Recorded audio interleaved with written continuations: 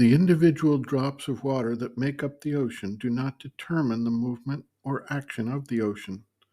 They are carried along and partake of the larger forces that act upon and through the ocean. They are a small pinpoint nexus of the ocean action, but not the motive or driving force.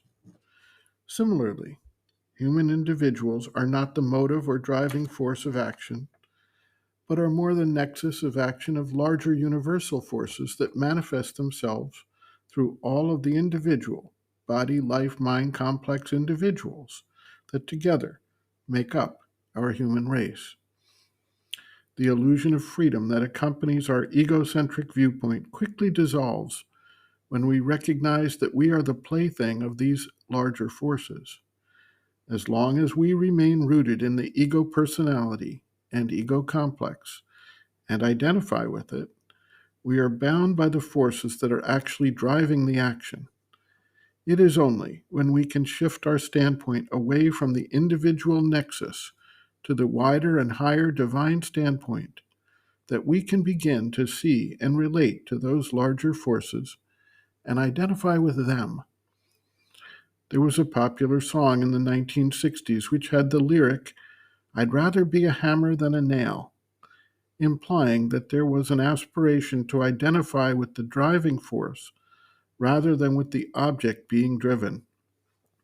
As long as we remain fixed and fixated in the ego consciousness, we are the nail in this sentiment. When we can shift our standpoint to that of the divine, we can identify with the hammer. True freedom, true individuality, true personhood can only come about when we can rise above and detach ourselves from the individual nexus, the drop of water in the ocean of existence we inhabit and identify with. Sri Aurobindo notes, quote, "All life is the play of universal forces. The individual gives a personal form to these universal forces, but he can choose whether he shall respond or not to the action of a particular force. Only most people do not really choose. They indulge the play of the forces.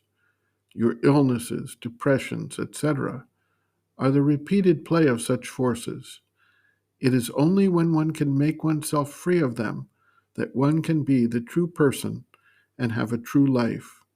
But one can be free only by living in the divine." End quote. Reference, Sri Aurobindo and the Mother, The Hidden Forces of Life, Chapter 1, Life Through the Eyes of the Yogin, page 8.